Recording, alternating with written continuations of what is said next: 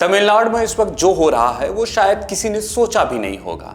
दो ऐसी पार्टियां जो पिछले 50 साल से एक दूसरे की सबसे बड़ी दुश्मन रही, वही अब चर्चा है कि अब दोनों पार्टियां एक नए नेता को सत्ता में आने से रोकने के लिए हाथ मिला सकती हैं। और ये नया चेहरा है अभिनेता से नेता बने विजय, जिनकी पार्टी टीवीके ने चुनाव में धमाकेदार एंट्री तो कर ली, लेकिन अब असली लड़ाई सत्ता की कुर्सी तक पहुंचने की है। तमिलनाडु में सरकार गठन को लेकर ऐसा सस्पेंस बना हुआ है कि हर घंटे राजनीतिक समीकरण बदलते नजर आ रहे हैं। नमस्कार, मैं हूं विवेक और आप देख रहे हैं न्यूज कैंची। दरअसल तमिलनाडु में चुनावी नतीजे आए 3 दिन बीत चुके हैं, लेकिन अभी तक ये तय नहीं हो पाया कि राज्य में सरकार कौन बनाएगा, क्योंकि विजय की पार्टी टीवीके सबसे बड़ी पार्टी बनकर जरूर उभरी है, लेकिन बहुमत के आंकड़े अभी भी पीछे हैं। टीवीके ने 108 सीटें जीती हैं और सरकार बनाने के लिए उसे कम से कम 10 और विधायकों की जरूरत है। इसी वजह से विजय लगातार एक्टिव भी हैं। 3 दिनों में 2 बार राज्यपाल से मुलाकात भी कर चुके हैं ताकि सरकार बनाने का दावा पेश किया जा सके, लेकिन मामला यहीं फंस गया है। सूत्रों के मुताबिक राज्यपाल अभी इस बात से आश्वस्त नहीं है कि टीवीके के पास जरूरी संख्या बल मौजूद है, और यहीं से शुरू होती है तमिलनाडु की सबसे बड़ी सियासी कहानी।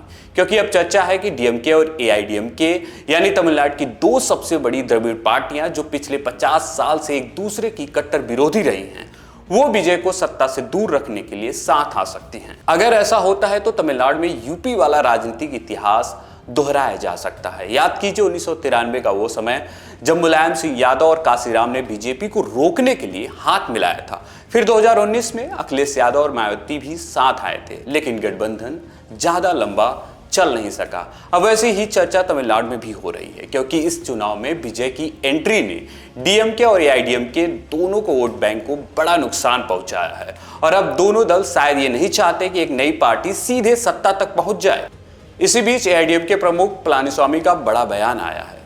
उन्होंने साफ कहा है तमिलनाडु में अगली सरकार एआईडीएमके ही बनाएगी। इतना ही नहीं, एआईडीएमके के 28 विधायकों को फिलहाल पुडुचेरी के लग्जरी रिसोर्ट में रखा गया है, यानी तमिलनाडु में रिसोर्ट पॉलिटिक्स की भी एंट्री हो चुकी। सूत्र बताते हैं कि पलानीस्वामी ने विधायकों के साथ लंबी बैठक की और उन्हें धैर्य बनाए रखने को कहा है। उधर डीएमके प्रमुख स्टालिन ने भी अपने विधायकों को चेन्नई नहीं छोड़ने का निर्देश दिया है, यानी पर्दे के पीछे लगातार बैठकों और राजनीतिक बातचीत का दौर जारी है।